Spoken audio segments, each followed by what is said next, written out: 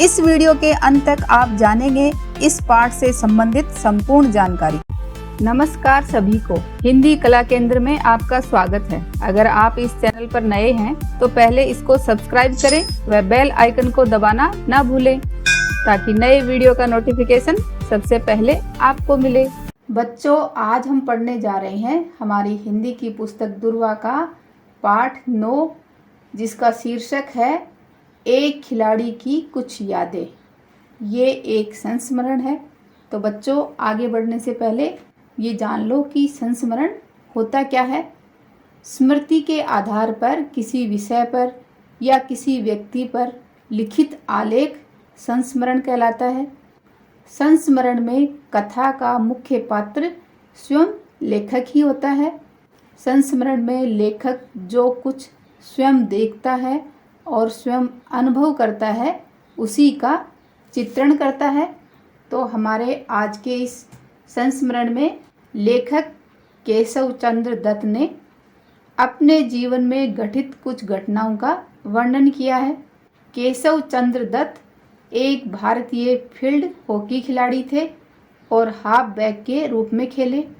वह 1948 और 1952 के ओलंपिक में स्वर्ण पदक जीतने वाली भारतीय टीम का हिस्सा थे।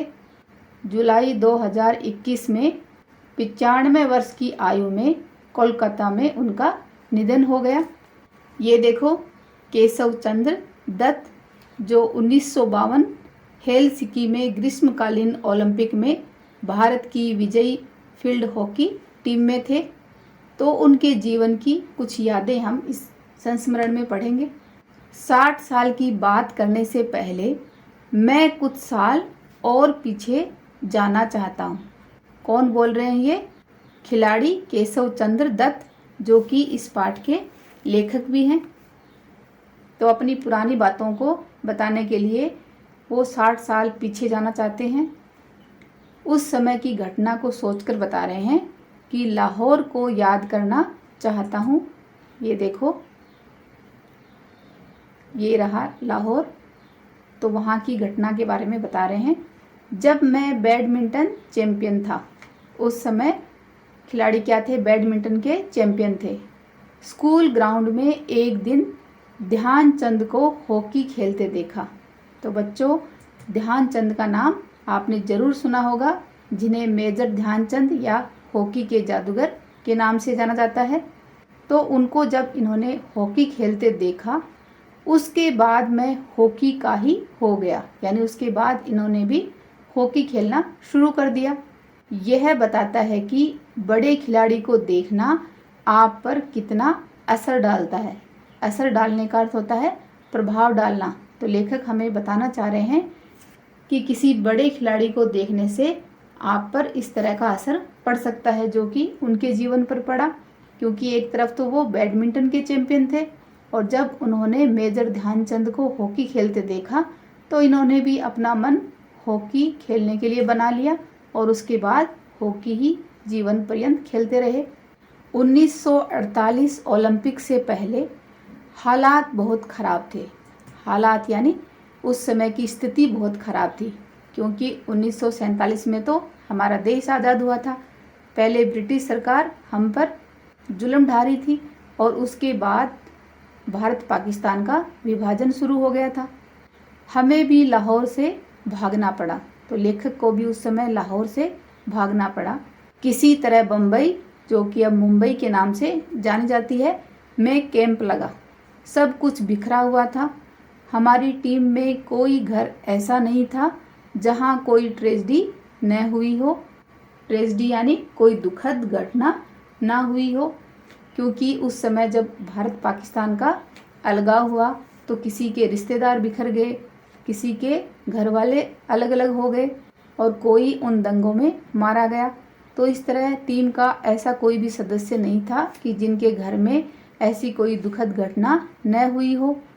दिमाग खेल से ज़्यादा भारत पाकिस्तान के अलगाव यानी उनमें जो फूट पड़ गई थी उसमें और ट्रेजेडी पर था।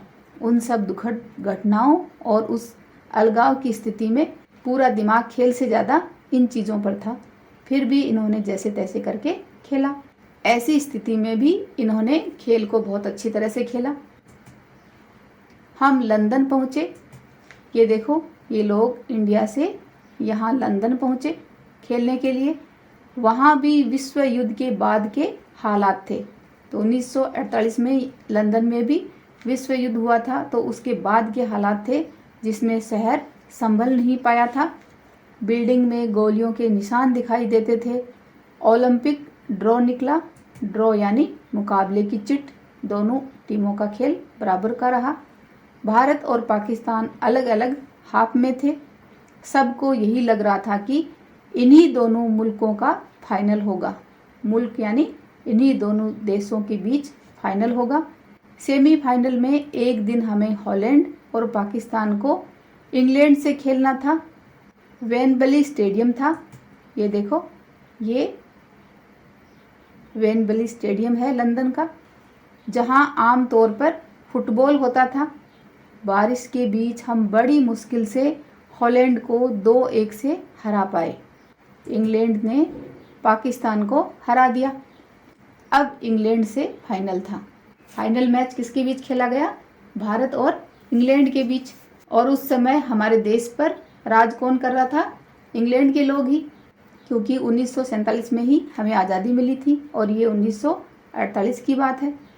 क्वीन मौजूद थी, वहाँ की क्वीन उस समय मौजूद थी। हमने इंग्लैंड को 4-0 से हराया। हमारी टीम में कोई ऐसा नहीं था जिसकी आंखों में आंसू न हो। आंसू, कैसे आंसू थे इनकी आंखों में? खुशी और गर्व के, क्योंकि इन लोगों ने इंग्लैंड को हराया जिसने हमारे देश पर कब्जा कर रखा था, हमें गुलाम बना रखा था, और उसी के देश में जाकर उसी को हराया। तो इन सब की आंखों में खुशी और गर्व के आंसू थे।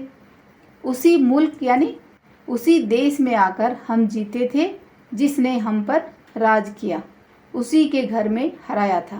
पहली बार विश्व स्तर पर कहीं जनगण मन बजा। हमें गर्व है कि यह इंग्लैंड में हुआ। इससे बड़ा लम्हा यानी इससे बड़ा खुशी का कोई पल या क्षण नहीं हो सकता। सारे दुख दर्द भूल गए, जो भी इनके मन में जो कष्ट थे या उस यात्रा के दौरान जो भी कष्ट हुए वो सब भूल गए। आज़ाद भारत ने पहली बार दुनिया को दिखाया था कि वह क्या कर सकता है। ये देखो, उस समय की ये हॉकी टीम विजेता, जिसमें केशव चंद्र दत्त ये हैं। मुझे अफसोस है कि उसके बाद हॉकी का स्तर गिरा है। स्तर यानी उसके बाद हॉकी का लेवल गिरा है। गिरावट सिर्फ हॉकी में ही नहीं, कई खेलों में है।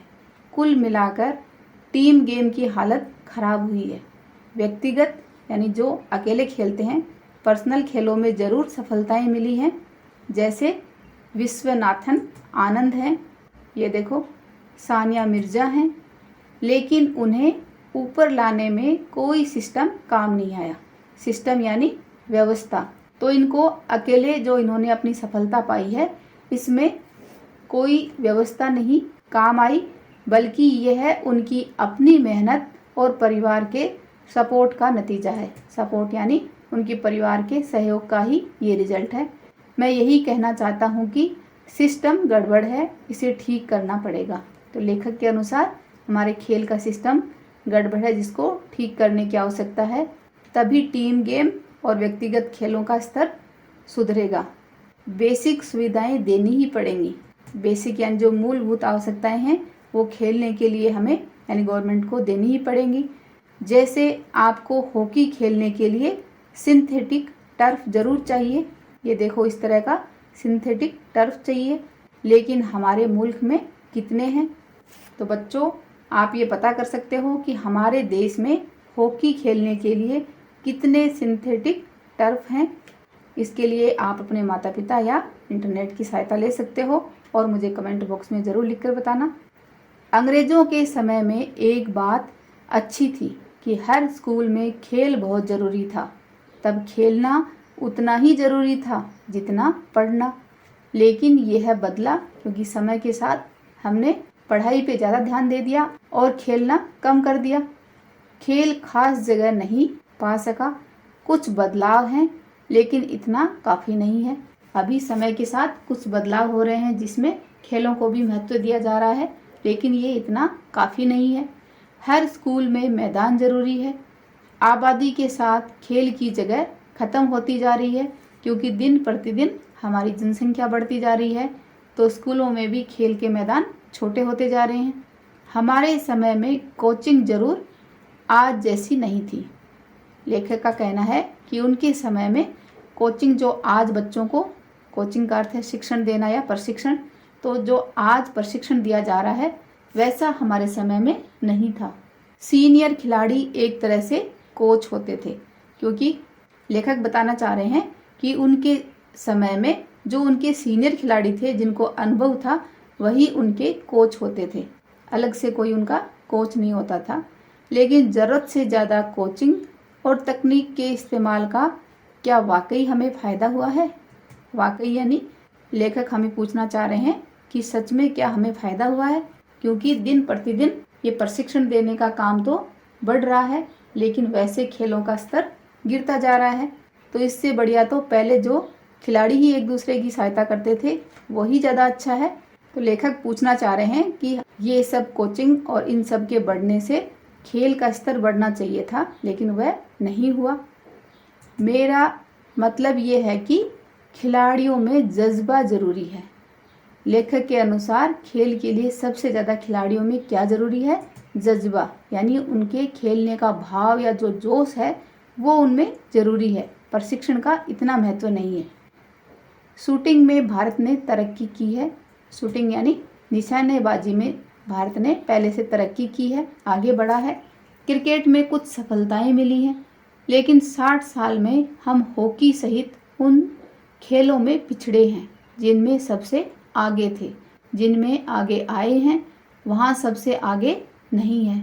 लेखक कहना चाह रहे हैं कि उनके ज़माने में जिन खेलों के माध्यम से भारत देश की पहचान हुई थी, वो खेल आज आगे नहीं है। केशव दत्त देश के बेहतरीन हॉकी खिलाड़ियों में से एक। श्री केशव दत्त 1948 और 1952 की स्वर्ण विजेता ओलंपिक टीम का हिस्सा थे। इस समय वह कोलकाता में रहते हैं, जिनका अभी निधन हो गया। तो इस तरह बच्चों, आज इस पाठ में हमने जाना कि किस तरह की ये खिलाड़ी थे और उन्होंने ओलंपिक टीम में हिस्सा लेकर 2 बार स्वर्ण विजेता टीम का हिस्सा रहे। किस तरह के खेलों में हमारा देश आगे था और किस तरह हमारे खेलों का स्तर थोड़ा गिरता जा रहा है। तो बच्चों, आपको भी पढ़ाई के साथ साथ कोई अपनी पसंद का खेल ज़रूर खेलना चाहिए। तो आपको कौन सा खेल पसंद है, ये बात आप मुझे कमेंट बॉक्स में लिखकर बताना।